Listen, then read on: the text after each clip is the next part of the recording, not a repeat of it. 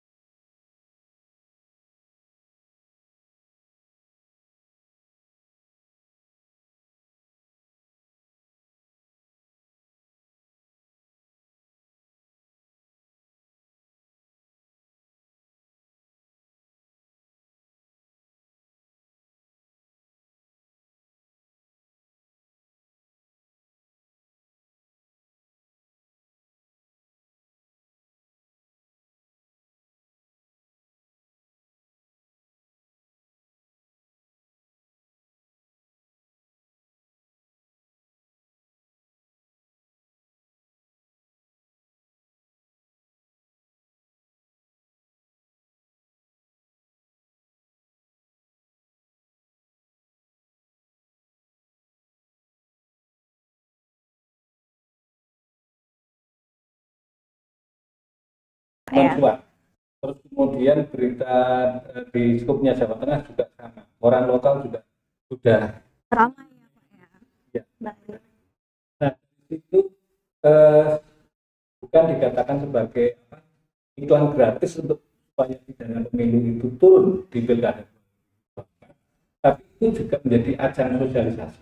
Nah, ujungnya begitu memasuki tahapan pilkada 2024, masing-masing divisi kan turun. Setiap ada sosialisasi dengan aparatur pemerintahan, sosialisasi dengan kepala desa dan Masyarakat ya Pak ya. itu semua itu ujungnya adalah penurunan penanganan pelanggaran khususnya tindak pemilu 2024. Terbukti Tindak pidana ya Pak tindak ya maksudnya. pidananya. Baik. Kalau kita lihat rilis Bawaslu sebelumnya, itu tindak pidana pemilu 2002 sebelumnya, itu kan berarti kita tidak. Alhamdulillah dengan Maksudnya peringkat adanya pelanggaran begitu Pak? Money politik. Oh, Sebelumnya. baik. Itu rilis, itu menjadi bahan pertanyaan dari semua lembaga kaitannya sama Gakumdu. Itu dari kepolisian, dari kejaksaan, bahkan kami dari PPC juga bertanya, kenapa kok bisa ya? Gitu. Nah, berarti cukup parah ya Pak ya? Cukup, ya bukan cukup parah, tapi artinya pertama kan Sukoharjo, terus kedua Kendal, ketiga Temanggung, keempat kalau nggak salah ini, mohon maaf kalau secara regional saya itu Purworejo, kita nomor 6. Nah, kemarin Bawaslu rilis di pemilu 2024 rilis bahwa Wonosobo termasuk indikasinya rawan. Alhamdulillah, itu kan berarti kerja semua pihak, baik dari pihak Bawaslu yang sudah mensosialisasikan kepada masyarakat atau stakeholder kaitannya sama Bawaslu. Stakeholder pertama, stakeholder kedua, semua yang terintegrasi dalam sebuah objek itu, terus kemudian sesuatu yang kaitannya dengan pilkada 2022. Baik Pak, Bapak Ari sudah menyampaikan ya Pak ya terkait Iya. untuk penurunan adanya tindak pidana pemilu begitu ya Pak, dan sudah menyebutkan juga terkait tadi ada Gakumdu begitu ya Pak. Iya. Boleh Pak dijelaskan kepada sahabat Bawaslu seluruhnya apa sih sebetulnya Pak Gakumdu itu, lalu bagaimana sih peran dari Gakumdu itu sendiri? Silakan Pak. Baik, Evelyn, untuk Gakumdu itu di Bawaslu Wonosobo itu ada 3 pilar, sama di Jawa Tengah juga sama, di 3 ini juga sama. 3 pilar itu adalah Bawaslu setempat, dalam ini kita bicara tentang kabupaten Wonosobo, maka itu Bawaslu Wonosobo. Terus kemudian yang kedua kepolisian Polres Kabupaten Wonosobo. Terus kemudian kejaksaan negeri Wonosobo. Dari 3 pilar itu, maka setiap ada penanganan pelanggaran pidana pemilu, maka setelah terregister itu Gakumdu yang akan meneruskan untuk dibahas, diputuskan, atau akan diteruskan kepada kepolisian. Ketika kepolisian sudah P21 itu ke kejaksaan kemudian diteruskan lagi ke begitu. ada contoh kasus itu di pemilu. Kalau di pilkada 2024 ini aman ya Pak ya di pilkada. Berarti untuk sentra Gakumdu itu sendiri menangani terkait tindak pidana pemilu saja begitu ya Pak ya, tindak pidana. Baik. Kalau untuk total kasus Pak yang ditangani pada pilkada serentak tahun 2024 ini di Bawaslu Kabupaten Wonosobo ada berapa Bapak Ari? Kalau di Bawaslu Kabupaten Wonosobo ada. Baik. Ini kaitannya sama apa nanti bahan untuk nomor register dan lainnya, saya harus buka kamus ini. Baik. Satu, kasus penanganan pelanggaran peraturan perundang-undangan lainnya. 2, pelanggaran administrasi. 3, pelanggaran kode. Boleh Pak dibantu jelaskan terkait kasus apa saja sih Pak dari 3 kasus tersebut? Kasus untuk yang pertama, kasus pelanggaran peraturan perundang-undangan lainnya. Kami mendapatkan Japri. Kalau kebetulan saya dapat Japri dari Pak Ketua kami waktu itu, ada sebuah video yang beredar. Video yang beredar bahwa ada ASN yang melakukan koordinasi dan konsolidasi dengan cara sowan kepada salah satu paslon yang waktu itu mencalonkan diri untuk menjadi bupati di Kabupaten Wonosobo. Kemudian video itu share kepada teman-teman anggota dan ketua di kepemimpinan. Berarti ini termasuk temuan begitu ya Pak ya? Temuan dari Bawaslu Kabupaten Wonosobo seperti itu ya Pak ya? Iya, sekedar menambah literasi bagi sahabat Bawaslu bahwa kalau temuan maka itu dilakukan oleh pihak pengawas. Kalau laporan maka itu bisa dari masyarakat begitu ya Pak ya? Baik. Jadi Bawaslu menemukan ya Pak untuk kasus yang pertama ini ya Pak ya? Baik, boleh dibantu Pak kalau untuk yang kasus kedua Pak? Ini nyambung dulu ya. Oh baik. Yang pertama tadi ya. Proses yang namanya kami Bawaslu di tingkat pimpinan sudah mengetahui. Menemukan begitu ya Pak ya? Ya. Menemukan. Baik. Terus kan itu perlu diadakan pleno bahwa ini termasuk pelanggaran. Maka kami berlima dengan berbekal bukti video yang ada, maka itu dinyatakan sebagai. Ketika temuan itu kemudian lanjut ke ranah register, maka ketika sudah diregister selanjutnya ada proses namanya klarifikasi.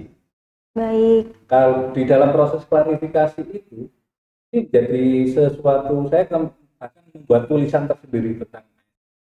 Baik. Menjadi menarik manakala dalam proses klarifikasi itu 9 orang itu, yang 5 itu ASN, yang 4 orang itu ini tenaga honorer.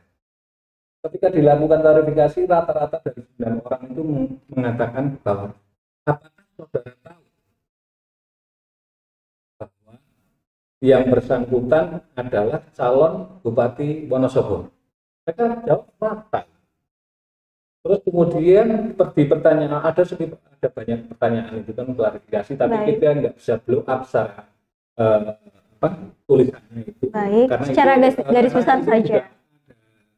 Kerahasiaan dalam Baik. sebuah lembaga. Baik, Pak. Cuma ini ada unsur sosialisasinya adalah yang kedua, apakah saudara tahu bahwa yang bersangkutan itu bahwa ASN itu netral? Dia tahu ASN harus netral. Terus apakah saudara tahu bahwa waktu saudara datang kepada calon bupati tersebut adalah waktu di mana masa kampanye. Rentang waktunya masa kampanye kemarin di Pilkada 2024 adalah tanggal 25 September 2024 sampai 23 November 2024. Masa tenangnya adalah 24, 25, 26. Baik. Karena bomnya di tanggal 20. Pelaksanaannya ya, Pak ya. Baik. Oke. Nah, dari situ mereka menjawab semua itu tidak. Padahal apa yang mereka lakukan adalah berimplikasi hukum. Tahu maupun tidak tahu itu akan berimplikasi hukum manakala rentang atau jeda waktunya adalah waktu kampanye. Hukum itu bisa menjadi nanti akan digolongkan nanti ketika sudah masuk proses, ini masuk pidana pemilu, ini masuk administrasi atau perundangan lainnya. Nah, di awal itu mereka tidak tahu. Terus menariknya di mana dari sini? Nah, Bawaslu, kita semua komisioner dan staf waktu itu Mbak Evelyn juga ikut ya. Itu juga menyampaikan bahwa Pak, Bu semua ya, gitu ya. Itu bahwa di masa kampanye ini panjenengan semua yang jadi aparatur sipil negara itu tidak boleh melakukan konsolidasi atau datang dan mendukung. Nah, pertanyaannya adalah di tingkat calon yang disuani ya tidak tahu. Kalau ini kan hubungan intinya. Tapi bukti video sih itu ada. Dari bukti yang ada itu maka diteruskan lagi, kemudian di sama Kabupaten Wonosobo itu tidak dijalankan ke Gakumdu. Kenapa? Karena bukan masuk tindak pidana pemilu. Kemudian waktu kami rakor di Solo itu kemudian di saat itu pula BKN itu apa ya namanya? BKN itu memberi satu ruang tersendiri bagi para pelapor dalam hal ini Bawaslu secara kelembagaan yang ASN-nya terlibat, maka BKN itu membuka keran namanya keran online. Keran online itu apa namanya?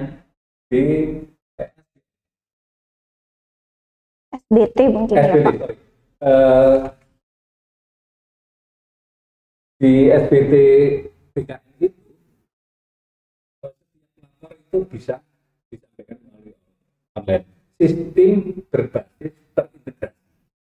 Nah, dari sistem berbasis terintegrasi itu sekarang kita juga menunggu putusannya bagaimana. Itu belum ada satu kalau keputusan tetap tentang yang bersangkutan. Namun itu menjadi efek jerah tersendiri juga, karena bagaimanapun juga di proses klarifikasi mereka sebelum klarifikasi pasti akan menceritakan kepada teman-teman.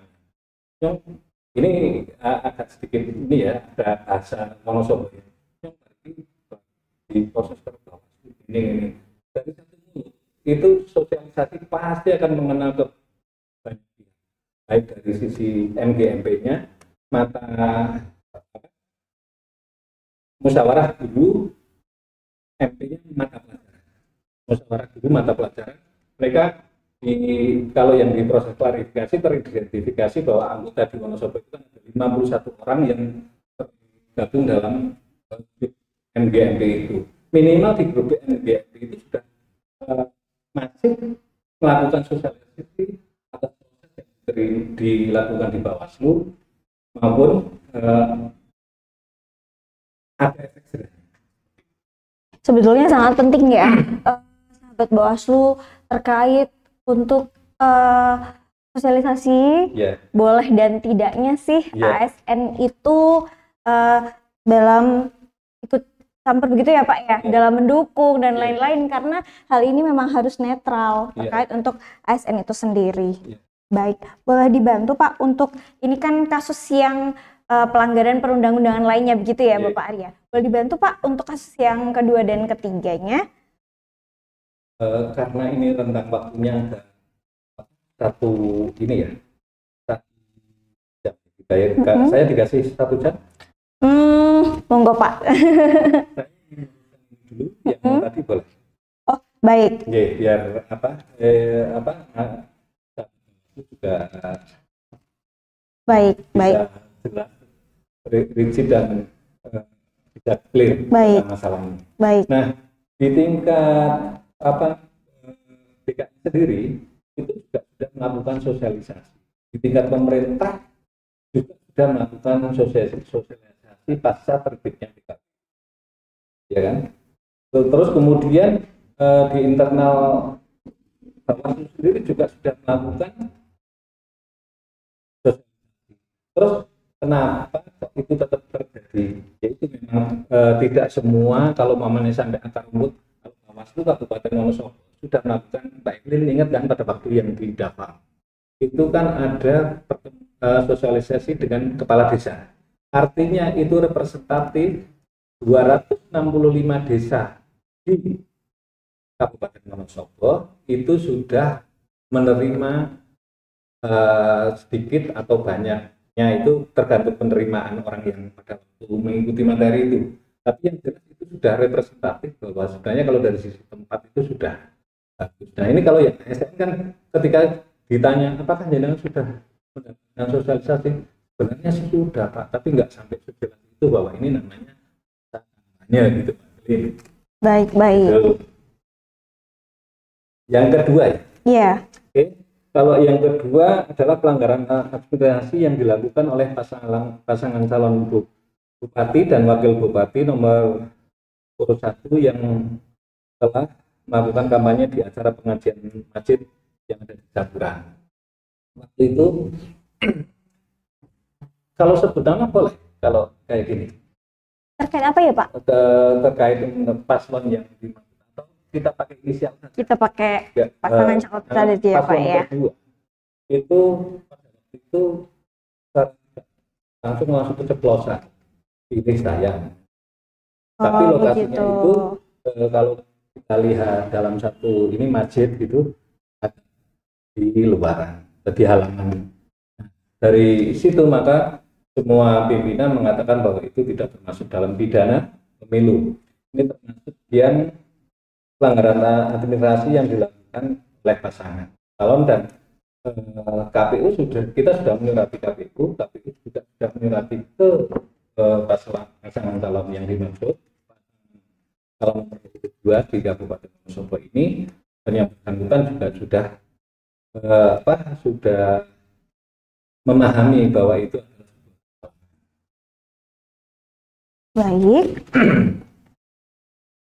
Dibantu untuk kasus yang ketiga ya Pak. Yang ketiga adalah pelanggaran kode etik yang dilakukan oleh 2 orang ketua dan anggota PPS Kelurahan Kepil, Kecamatan Kepil. Temuan terbukti melanggar kode etik yang bersangkutan ikut serta membagikan undangan konsolidasi kemenangan pasangan calon bupati yang melanggar peraturan DKPP nomor 2 tahun 2023 pasal 8 dan pasal 2. Proses penanganan pelanggaran dilakukan oleh Panwaslu Kecamatan Kepil dengan nomor 01 garis miring rek garis miring rek garis miring PB garis miring Kecamatan Kepil garis miring 14.35 garis miring 9 garis miring 2020. Nah, Mbak Evelyn, bahwa kerja-kerja kepengawasan maupun penyelenggara pemilu itu bukan cuma mengawasi, bukan cuma menyelenggarakan, tapi kita juga diawasi oleh 6 Dewan Kehormatan Penyelenggara Pemilu. Karena baik sebagai penyelenggara dan pengawas itu juga dari DKPP melakukan pengawasan yang cukup rigid. Dia melanggar A, dia melanggar B, dan melanggar C, maka ada punishment-nya. Nah, dari punishment itu, dari kasus yang di Kepil ini, Bawaslu sudah menyurati KPU. KPU sudah melakukan tindakan untuk dilakukan pemberhentian sementara terhadap 2 orang yang dimaksud. Baik. Okay. Untuk yang selanjutnya Pak Ari, kasus-kasus tersebut Pak, dari 3 kasus tersebut diteruskan ya Pak ya? Atau direkomendasikan begitu ya Pak ya? Untuk yang kasus pertama Pak, berarti direkomendasikan kepada BKN, begitu ya? Ini adalah kalau proses rekomendasi ke BKN terjadi di pemilu Pilkada 2024. Karena sebelumnya adalah kalau umpamanya ada kasus penanganan pelanggaran seperti ini, maka larinya ke Komisi Aparatur Sipil Negara. Untuk kasus-kasus sebelumnya begitu ya Pak ya? Nah, di Pilkada 2024 sebelum tahapan itu dimulai ada perubahan begitu ya Pak ya? Baik. Dari KASN, karena KASN dibubarkan, likuidasi, maka itu menjadi kewenangan BKN begitu ya Pak? Baik. Jadi untuk yang kasus pertama direkomendasikan ke BKN melalui SBT itu tadi ya Pak ya? Baik. Kalau untuk yang kasus kedua Pak Ari, itu direkomendasikan kepada KPU ya Pak ya? Untuk segera menyampaikan kepada pasangan calon yang melanggar begitu ya Pak? Baik yang kasus Kepil maupun yang kasus paslon 0. Baik. Jadi untuk dari KPU tersebut juga sudah ini ya Pak ya, menindaklanjuti dari rekomendasi Bawaslu Kabupaten Wonosobo. Baik. Pak Ari, kalau boleh tahu, sahabat Bawaslu semua, untuk tantangan selama ini menangani dugaan pelanggaran itu apa saja sih Pak Ari? Tantangannya, jadi dengan pada waktu terutama ini yang paling krusial adalah waktu kampanye dan masa tenang. Di saat masa tenang dan waktu kampanye itu semua personel Bawaslu itu rata-rata itu turun. Nah, dari turun itu turun ke lapangan maksud saya. Baik. Turun ke lapangan, dan di saat itu pula maka tantangannya adalah bagaimana kalau umpamanya satu kasus muncul beberapa kasus, banyak kasus yang ada di Kabupaten Wonosobo. Itu satu. Terus kedua, secara bersamaan begitu Pak maksudnya? Dari sisi personality, jumlah personel itu akan merasa kekurangan ketika waktu kampanye dan masa tenang. Itu satu. Terus yang kedua, dari sisi aturan, kalau pembuatan seperti STTP yang di kepolisian, itu ketika kita menanyakan, biasanya rata-rata mereka mengurus STTP itu kepolisian itu mepet, bahkan melakukan kegiatan kampanye dulu keluar STTP. Ada nambah juga waktu mengurusi penanganan pelanggaran seperti itu. Betul. Mungkin sahabat Bawaslu juga ingin mengetahui Pak, STTP itu sebenarnya apa sih Pak Ari? Surat tanda diterimanya pemberitahuan. Baik.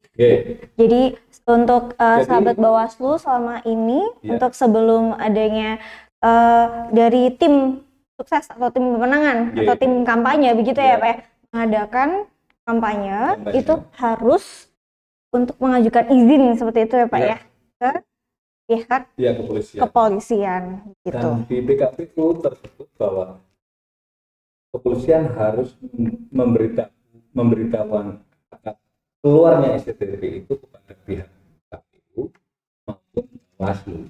Tembusan begitu ya Pak ya? Tembusan pengajuan STTP dari pihak terkait kepada Bawaslu dan KPU selaku penyelenggara dan pengawas begitu ya Pak Ari ya? Baik. Untuk selanjutnya Pak Ari, harapan dari Bapak Ari sendiri selaku Koordinator Divisi Penanganan Pelanggaran Bawaslu Kabupaten Wonosobo di penyelenggaraan pilkada selanjutnya. Apa sih Pak? Jadi pilkada selanjutnya baik pihak kontestan pilkada itu mematuhi apa yang sudah dibikin perundangan, peraturan Perbawaslu maupun PKPU itu mereka bisa mendapatkan itu jauh hari atau sebelum mereka memang proses tahapan itu dimulai. Dan kemudian dari sisi tim kampanye mereka juga siap karena selama ini tantangannya adalah kita itu kadang ada kendala untuk kalau untuk dari sisi pengawasan yang hadir biasanya kalau kita mengundang mereka itu kebanyakan mesti yang menghadiri adalah LO-nya. Pimpinan partai pasti sudah tidak hadir kalau kaitannya sama sosialisasi yang Bawaslu Wonosobo. Nah, padahal sebenarnya itu bisa kalau namanya paslon itu paslon mau hadir terus kemudian pimpinan partai mau hadir, maka itu biasanya breakdown ke bawahnya itu lebih rigid dan yang di bawahnya akan lebih patuh. Terus yang ketiga, itu yang kedua. Yang ketiga untuk perumusan seperti STTP tadi, maka kami sih harapannya adalah mereka juga tunduk aturan itu. Itu tidak kurang kemarin juga dari pihak kepolisian kan ketika Bawaslu mengadakan acara kepolisian diundang, KPU mengadakan acara diundang, seorang Kasat Intelkam Polres Kabupaten Wonosobo juga sudah menyampaikan untuk jauh hari teman-teman KPU menyampaikan pengajuan untuk STTP. Baik. Saya rasa perbincangan kita menarik ya Pak ya. Namun tidak terasa sahabat Bawaslu juga sepertinya akan persiapkan untuk berbuka puasa. Jadi untuk sesi ngabuburit pengawasan edisi 26 dengan tema pengaruh masifnya sosialisasi terhadap penanganan pelanggaran tindak pidana pemilihan 2024 di Wonosobo kita cukupkan sekian Pak. Dan sahabat, baik sama-sama Pak. Dan sahabat Bawaslu terus pantau untuk podcast di Bawaslu Wonosobo selanjutnya dengan tema yang tidak kalah menarik. Kami ucapkan terima kasih kepada seluruh sahabat Bawaslu yang sudah bergabung dan juga tim yang bertugas pada kesempatan hari ini. Terima kasih juga kepada Bapak Ari atas waktunya sudah bersedia untuk mengisi ngabuburit pengawasan edisi 26 dengan tema pengaruh masifnya sosialisasi terhadap penanganan pelanggaran tindak pidana pemilihan 2024 di Wonosobo. Dari saya cukup sekian, akhir kata, wassalamualaikum warahmatullahi wabarakatuh.